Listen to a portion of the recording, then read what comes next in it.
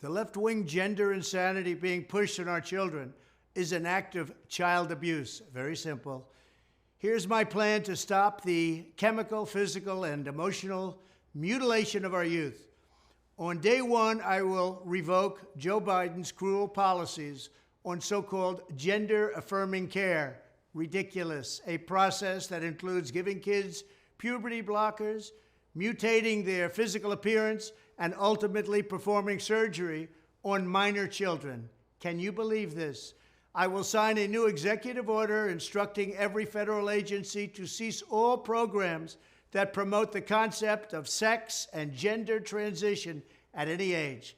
I will then ask Congress to permanently stop federal taxpayer dollars from being used to promote or pay for these procedures and pass a law prohibiting child sexual mutilation in all 50 states. It'll go very quickly.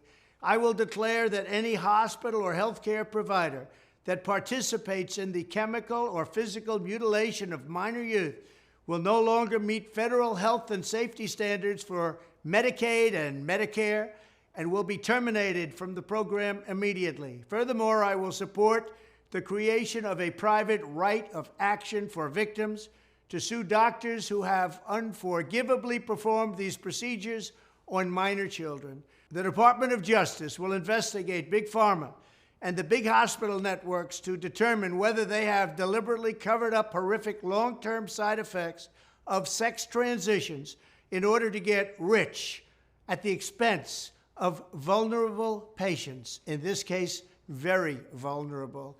We will also investigate whether Big Pharma or others have illegally marketed hormones and puberty blockers which are in no way licensed or approved for this use.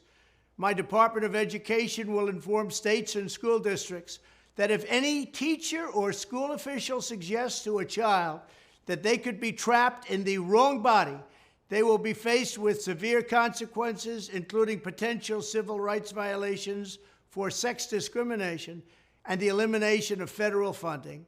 As part of our new credentialing body for teachers, we will promote positive education about the nuclear family, the roles of mothers and fathers, and celebrating rather than erasing the things that make men and women different and unique.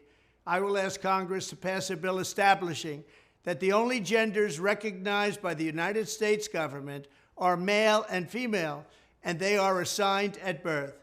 The bill will also make clear that Title IX prohibits men from participating in women's sports, and we will protect the rights of parents from being forced to allow their minor child to assume a gender which is new and an identity without the parent's consent.